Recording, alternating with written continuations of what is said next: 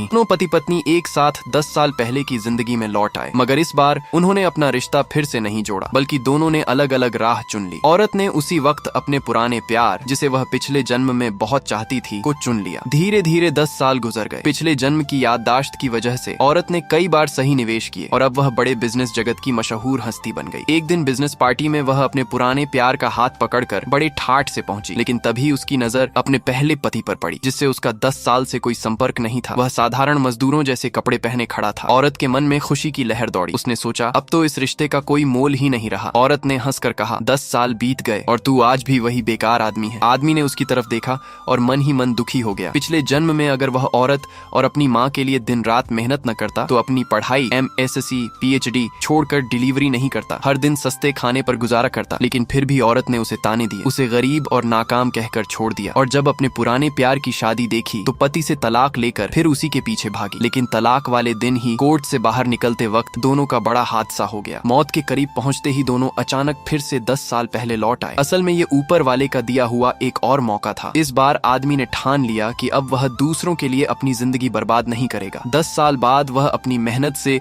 गूशी group का बड़ा CEO बन गया और शहर के सबसे अमीर आदमी की बेटी ली जिया से शादी कर ली। एक दिन वह साइट का दौरा करके लौटा और कपड़े बदले बिना ही लिन ग्रुप की पार्टी में पहुंच गया। लोगों ने उसके कपड़े देखकर मजाक उड़ाया। औरत ने भी ताना मारते हुए उसे 10 लाख रुपए थमा दिए, जैसे कोई भीख दे रही हो। लेकिन अब आदमी पहले जैसा नहीं था। उसने कहा, पिछले जन्म की यादों से तूने पैसा तो कमा लिया, लेकिन अब बस, आगे सब कुछ तुझे खुद करना होगा। इसी बीच खबर आई कि गू परिवार की बहू आने वाली है। सब उनका स्वागत करने भागे। आदमी ने सोचा, अब इस सौदे की कोई जरूरत नहीं। वह जाने लगा, तभी औरत का पति बोला, अरे गूशी, तू वहाँ मजदूरी करता है ना, महीने में कितने पैसे कमा लेता है? औरत ने भी कहा, गू यूनशाओ, तू अब भी इतना बेहया है, हमारी सफलता देखकर चिपकने आया है। आदमी ने गहरी सांस ली और बोला, याद रखना, तुम्हारे ही घर से मुझे बुलाया गया था। सब हंस पड़े। हमने बुलाया? हमें तो याद नहीं। तभी औरत का पति 20 लाख की चेकबुक निकाल कर बोला, ये ले और हमारी जिंदगी से दूर रह, कहीं फिर से पुराना रिश्ता न जोड़ बैठे। आदमी हंस पड़ा। सबको लगा वह पैसों के लिए आया है, लेकिन उसने कहा, मैं पहले ही शादीशुदा हूँ और मेरी पत्नी तुमसे लाख गुना बेहतर है। सब हंसने लगे। तेरी बीवी तेरी एक्स से अच्छी? अच्छा नाम तो बता। उसने कहा, मेरी पत्नी का नाम है ली वू यान। सबके चेहरे जम गए। क्या ली वू यान? वो तो शहर के सबसे अमीर आदमी की बेटी है। तूने सच कहा? लोग ताने मारने लगे। तेरी औकात है कि ली वू यान जैसी लड़की तुझे मिले? तू तो बस मजदूर है। आदमी शांत होकर बोला, अगर तुम सबको भरोसा नहीं